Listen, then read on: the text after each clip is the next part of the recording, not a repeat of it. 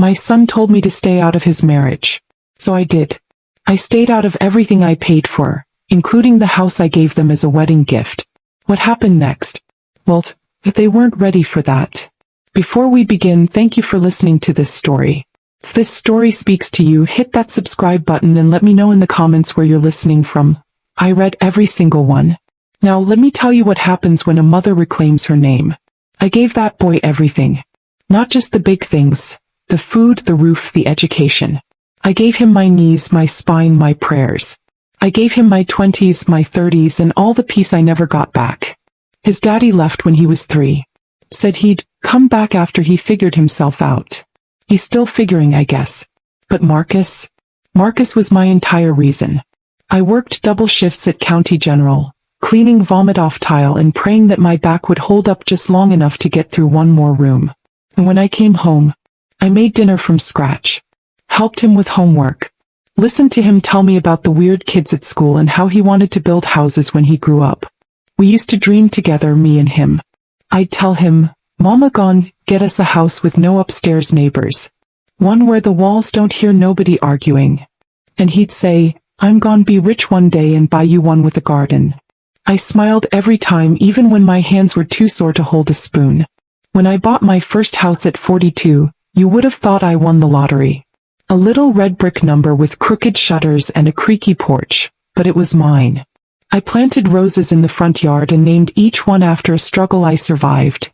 Eviction, exhaustion, betrayal, pneumonia. They bloomed anyway, just like I did. By the time Marcus was 34, he was doing well. Worked at some firm downtown. Talked about client acquisition and equity potential. I didn't understand half of it, but I always asked questions. I stayed involved. When he brought home Kendra, I smiled and baked sweet potato pie. She was pretty, hair always slicked, nails always done. She spoke with a tone like every word was a business pitch. I didn't mind it. I figured it was just her style. I offered to help with wedding planning. She declined, politely but firmly.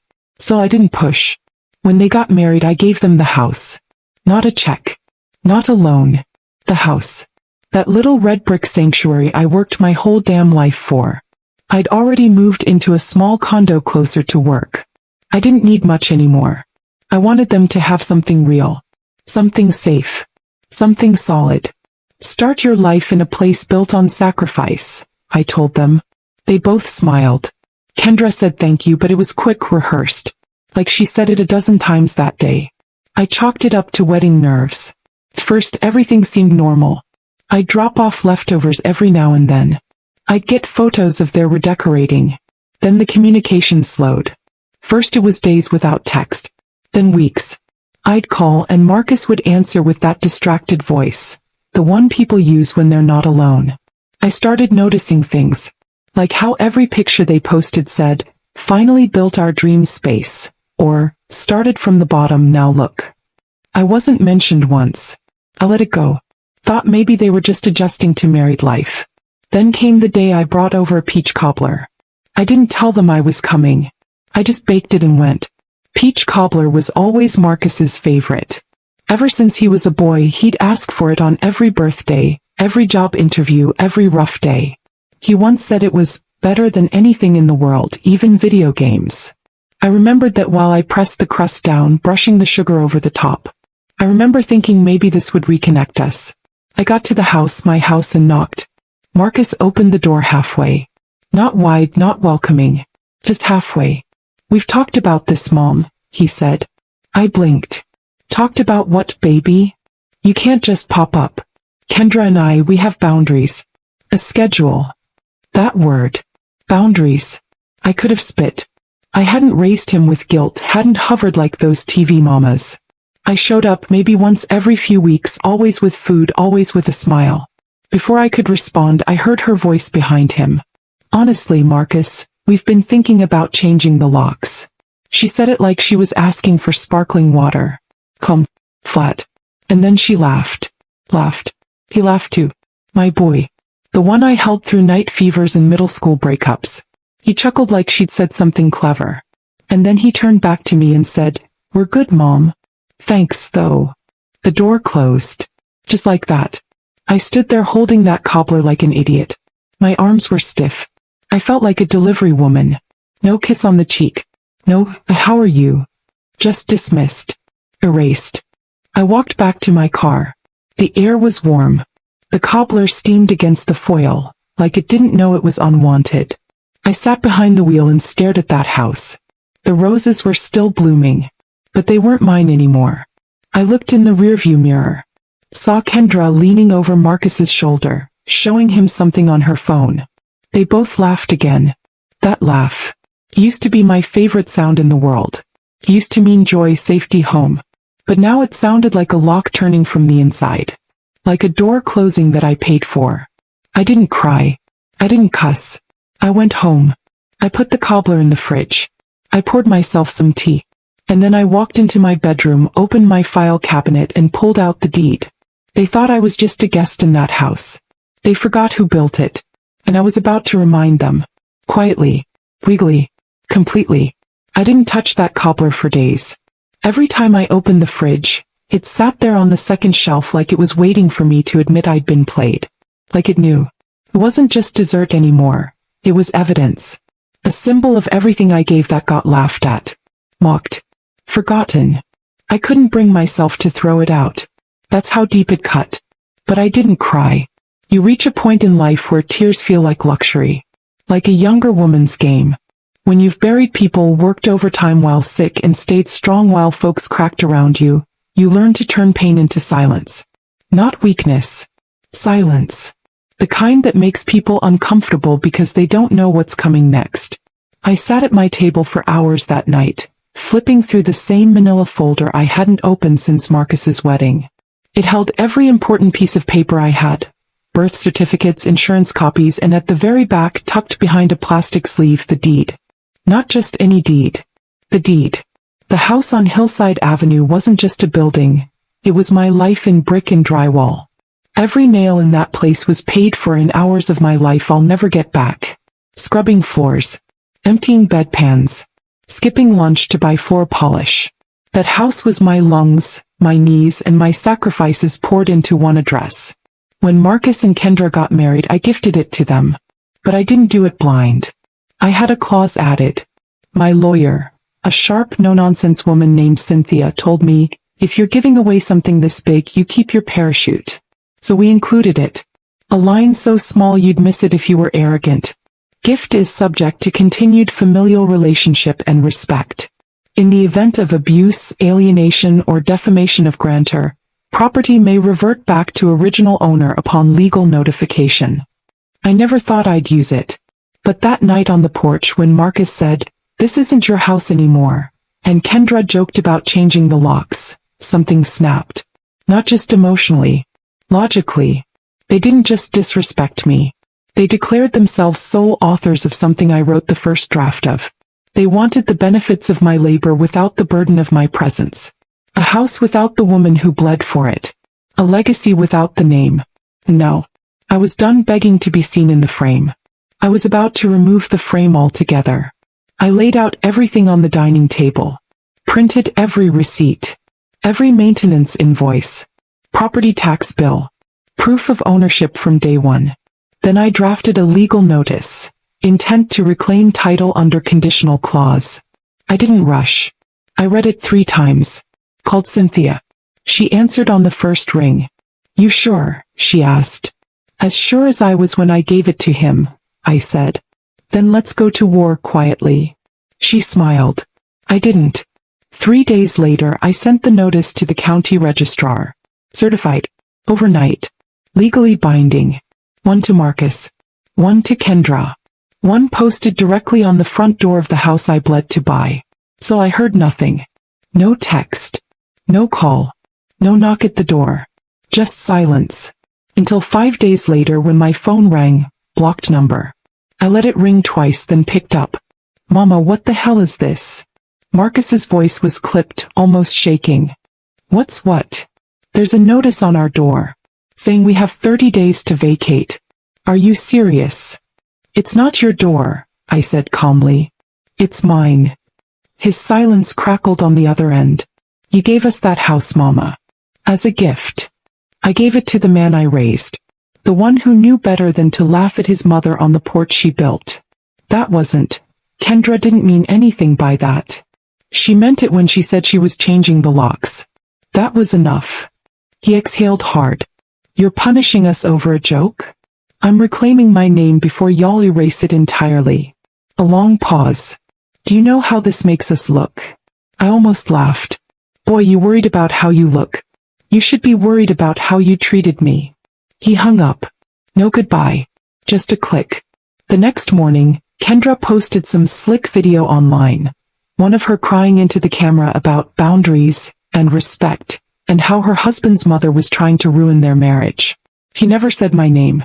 Never mentioned the house. Just enough crocodile tears and soft piano music to stir up sympathy. But the internet? It's not as dumb as she thinks. People started piecing it together. A few folks reposted the wedding pics, the captions claiming they built everything from scratch. One woman even dug up a Facebook post I made the day I gave them the house. She quoted me word for word. I pray this home gives you the peace I never had. Build wisely. That went viral. Her little video got buried under comments like, y'all erased that woman's whole name. She gave you a house and you mocked her? Black mothers are not disposable. She tried deleting it. Then she went private. I didn't say a word. I just waited. Meanwhile the clock ticked. 25 days left. Then 20. Then 15. No calls. No apologies. Just whispers. And every time I opened that fridge and saw that cobbler, I thought they still think this is a negotiation. But it wasn't. It was already done. And they were running out of time. 7 days left. That's all they had. And they didn't even know it. Or maybe they did and they were just pretending they didn't. That's how some people cope with consequence. They ignore it until it shows up in the form of a sheriff and a clipboard. I wasn't waiting for an apology anymore. I wasn't waiting for Marcus to come to his senses or for Kendra to fake tears at my door. I'd already given them more grace than they ever earned. This wasn't about reconciliation. This was about removal. Quiet, legal, final removal. Still, I'll admit this part wasn't easy. You don't raise someone for 30 years, sacrifice for them, bury your whole damn youth in their future and then celebrate taking something back. There's no joy in that. Only clarity. And sometimes clarity cuts deeper than hate. On the 7th day I went to church. Sat in my usual spot, 2 pews from the front far right side, where the sunlight hits the stained glass windows just enough to make the dust sparkle. I didn't pray for strength. Already had it. I prayed for peace. Not for me, for Marcus. Because after this there would be no going back. I walked out before the benediction. I didn't want hugs. I didn't want pity. I just wanted silence. When I got home I found the voicemail. It was from Cynthia. Judge signed the ruling. Title reversion is final. The house is legally yours again, Gloria. They have 3 days to vacate or they'll be removed by force. She didn't say it cold. Cynthia's a bulldog in court but soft in spirit. I could hear the sympathy in her voice. She knew this wasn't just paperwork. It was blood work. I didn't listen to the rest. I knew what came next. The countdown had become official. 3 days. The next morning I took a slow walk through my condo. No music. Just the sound of my slippers dragging across tile. I passed by the shelf where I keep my photo albums. My fingers hovered over the spines. I almost pulled one down. Marcus's high school graduation. The look in his eyes when I handed him his first laptop. He hugged me so tight that day I couldn't breathe. But I didn't open it. I wasn't in the mood to mourn someone still breathing. That I made tea. Strong. But no sugar. Then I opened Facebook. Not for them. For me. I typed. Some people forget the foundation they're standing on. Until it moves. No names. No shade. Just truth. 37 likes. 8 comments. All from women I'd known for decades. Women who had raised children into strangers. Women who had paid rent on respect and got evicted anyway.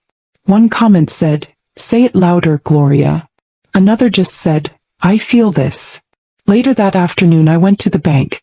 I requested a full printout of the utilities and property maintenance accounts still in my name. The house had been theirs in theory, but I never took my name off the records. I'd kept paying the property insurance. I knew Kendra didn't notice. Those kinds of women never ask who's behind the curtain, long as the lights stay on.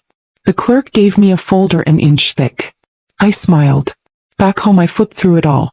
Dates. Amounts. Auto deductions. My generosity printed in black ink. Marcus called that night. Not from his number. It was a new line, one I didn't recognize. I let it go to voicemail. When I listened, I heard the voice of a man I didn't recognize either. Mama, I know you're mad. I know we made mistakes. But can we please talk before this goes too far? Too far? He must have thought this was step one. I had just started. Like I hadn't been sitting on this decision since the first time he closed that door in my face. I didn't call back. 2 days left. Kendra called next. I didn't answer. She texted instead. You're hurting your son more than you realize. You're tearing this family apart. People are talking. I typed a reply. Deleted it. Typed again. Deleted again. Then I sent one message. I stayed out of your marriage like I was told. Now stay out of my house. Blocked her after that. I didn't need to see whatever performative meltdown she had planned next. 1 day left. Cynthia called again.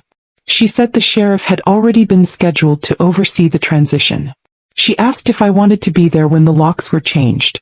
I said no. I've already seen enough. That night I cooked dinner. Not takeout. Not leftovers. A full spread, collard greens, baked chicken, black-eyed peas, cornbread. The kind of meal that smells like roots and redemption. The kind I used to make when Marcus came home from college. I didn't do it to celebrate. I did it because I needed to remember who I was before they tried to rewrite me. I ate alone. Quietly. Gratefully. Then I went to the fridge. Opened the door. Took out the cobbler. It was still there. Covered in foil, slightly wilted. I warmed it up. Sat down at the table. Took one bite. And it tasted just like I remembered. Sweet. Satisfying. The morning came quietly. I woke before the sun touched the blinds. My body, it always knows.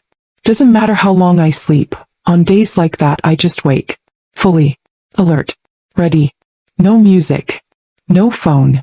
Just me and the hum of the fridge and the whisper of God saying, "This is the day it ends."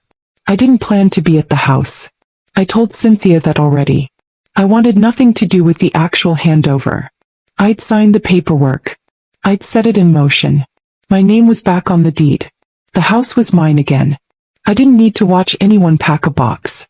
I didn't want to hear a single excuse. I didn't want to see Marcus's eyes, not if they weren't going to be the ones I remembered. So I stayed home. Made coffee the old way. Not from a machine. Not from a pod. I boiled it in the pot like I used to when I couldn't afford filters. And while it brewed, I stood in the kitchen and watched the light creep across the counter. And I thought, today I cut the cord. Then there was a knock.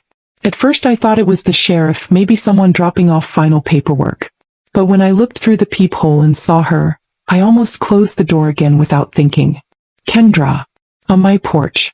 Holding a little to-go cup of coffee like it meant something. I didn't open the door right away. I let her knock again. I needed her to feel what it's like to be on the outside. Not invited, not welcomed, just tolerated. When I finally opened it, I didn't bother with greetings. She tried to smile. She wore those oversized sunglasses that women wear when they want to look dramatic in public. Her hair was pulled back tight, but not in a cute way, in a rushed, anxious, I didn't sleep kind of way. I just want to talk, she said, soft as sugar she never gave me. I didn't step aside. Say it from there. Please, she tried again. Just 5 minutes. I didn't move. I didn't blink. I just crossed my arms and leaned against the doorframe like I had all the time in the world. She exhaled like she was the one being wronged. We didn't mean to disrespect you, she said. It was just boundaries, you know? I stared at her. I wanted her to say it with her whole chest like she did the day she joked about changing my locks. But she couldn't. Because today the locks weren't a joke anymore. You called me a guest in my own home, I said. And laughed while doing it. That wasn't what It was, I cut her off. Don't lie now. You knew exactly what you were doing. You wanted me erased. Quietly. Feely. Like old furniture no one wants to get rid of in front of company. She looked away. You didn't just ignore me, I continued. He swallowed. Then she said something she shouldn't have. Marcus didn't mean any of this. That's when the fire rose in me. No, I said. So when he looked me in the face and said this wasn't my home anymore? When he stood beside you like a shadow and watched you belittle me? When he let you post photos calling that house your dream without a single word of credit to the woman who paid for the foundation? That wasn't his choice. She went quiet. Like someone slapped her without touching her. You don't get to come here and pretend this was an accident. You knew what you were doing. You wanted me gone. Well, now you got it. Congratulations. Her lip trembled. That performative tremble women like her master so well. You're really going to make us homeless? I scoffed. Homeless? Please. You've got followers, sponsors, your family. You've got options. What you don't have is my house anymore. I built a brand around that kitchen, she snapped. And I built the kitchen, I said coldly. Before you ever knew what a ring light was. She tried again. People are talking, Gloria. You're ruining our image. Do you care about how this affects Marcus's job? His reputation. I laughed then. Not loud, just enough to let her know how pathetic it sounded. He cared about my dignity? I asked. My standing in the family? My image when he shut me out of the house I gave him? She didn't answer. I stepped outside and closed the door behind me. Made sure she couldn't even breathe inside my peace. I leaned in close. You should have read the clause, I said. It was right there. Small print. The same way y'all made me small in my own home. She finally broke. Not all the way. But her eyes welled up and for a second she looked like someone who finally saw the train coming. Too late to move. Then she said something weak. Something desperate. What do we tell the neighbors? I smiled wide this time. Tell them the truth, I said. Tell them the house went back to the one who never left it. She walked off then. No more tears. No more begging. Just quiet footsteps and shame. The same shame she tried to hand me on a silver platter 6 months ago, when I stood on my porch with peach cobbler and a heart full of love. I watched her drive away. No honk. No wave. Just gone. Cynthia texted at 1:06 p.m. They're out. Keys collected. Lock changed. Property cleared. All yours. I didn't reply. I just sat down at my kitchen table and looked at my hands. The same hands that cleaned operating rooms, braided Marcus's hair, planted roses, and signed the paper that took back everything they thought I forgot how to claim. I wasn't angry anymore. I was sovereign. And that silence. That was the sound of a matriarch taking back her name. The day after the eviction, the neighborhood group chat exploded. I wasn't even on it, but Miss Carolyn from across the street sent me screenshots all morning. There was one from a woman named Brittany, lived 2 houses down from Hillside. Did y'all see the sheriff out there? What happened? Then someone else chimed in. I thought they owned that place. Kendra always said it was her dream home. Then the story started. Apparently Marcus and Kendra didn't tell anyone what was going on. No notice. No warning. Just left the house in silence while the locksmith changed the bolts. No truck. No help. Just 2 people walking out of a life they pretended to build, carrying boxes they thought they were entitled to. By 3 p.m. it was online. A small local blog posted a write-up. Black entrepreneur couple evicted from historic family home in quiet legal dispute. They didn't mention my name, but they didn't need to. In the comments, people were already digging. Someone found the wedding photos from 4 years ago. Me in a navy dress, handing them a small wooden box tied with ribbon. Inside had been the keys and a handwritten note. To my son and his new bride, I hope this home holds the kind of peace I never had. May you build without forgetting who laid the first brick. It had gone semi-viral at the time. People said it made them cry. That post resurfaced. And when it did, everything changed. People weren't mad at me. They were mad at them. One comment said, "Y'all erased the woman who gave you the roof." Another, "She built that home and they turned her into a guest." Another, Black mothers are not ornamental. They are the foundation. I didn't comment. I didn't share. Watched as Marcus's job quietly removed his photo from their website's homepage. Watched as the house sat still on Hillside Avenue, quiet now finally, peaceful. I went there once. Just once. I parked across the street and sat in my car with the engine off.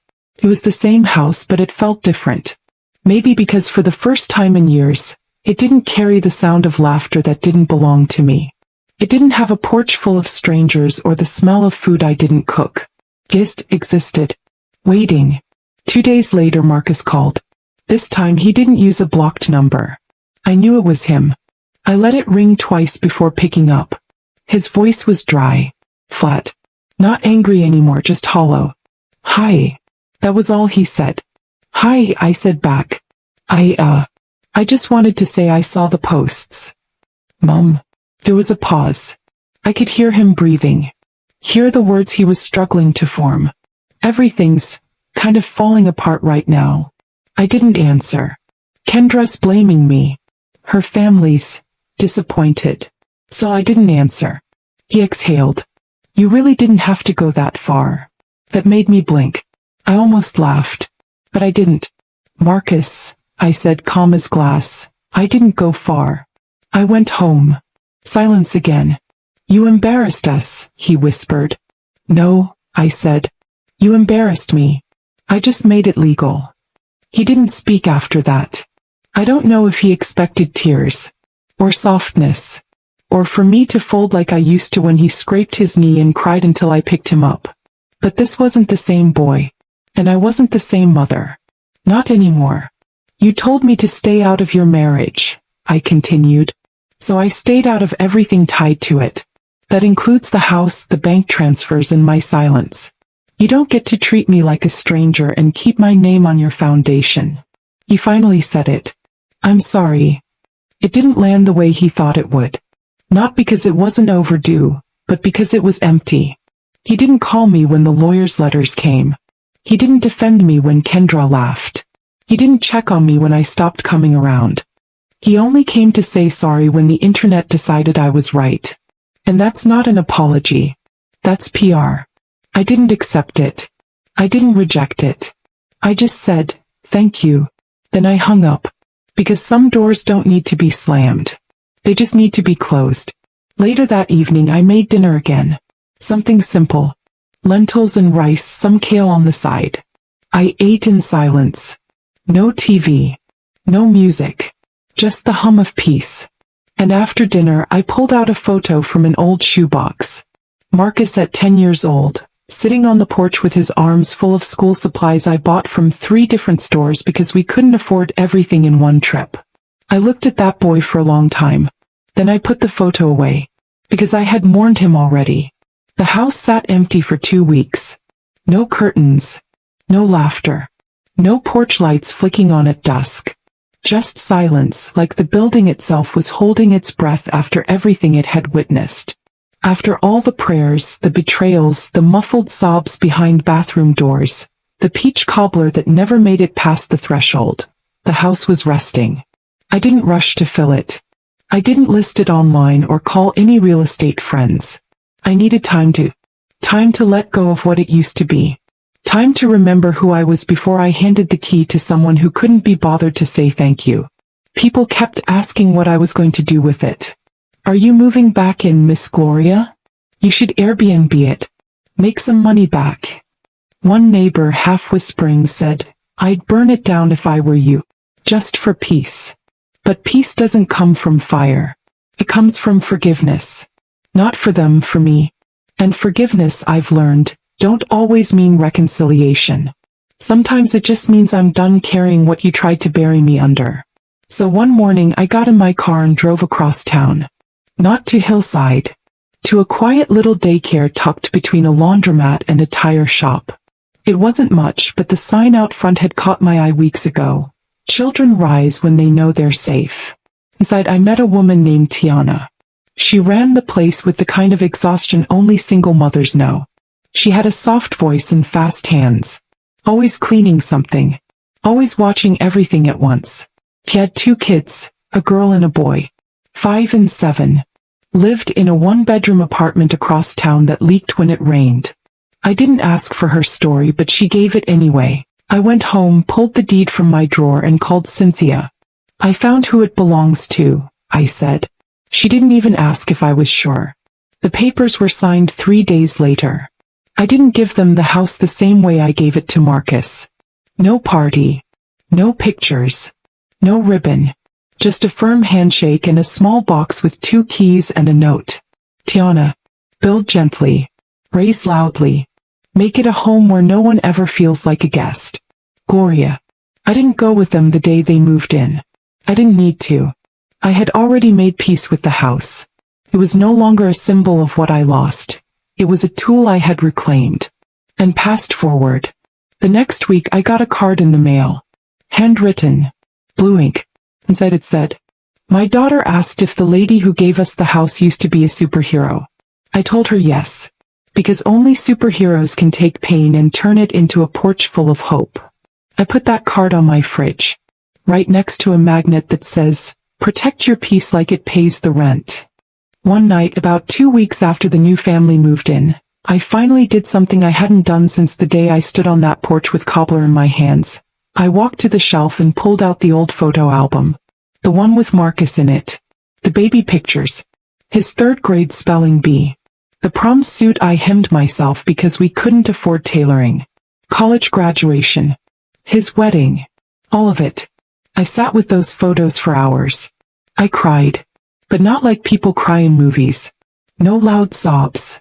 No shaking hands. Just tears. Soft. Steady. Like the body was finally letting go of a weight it had carried in secret for too long. I didn't cry for Marcus. I cried for the woman I used to be. The one who kept believing that love meant losing yourself. That sacrifice meant silence. That giving meant disappearing.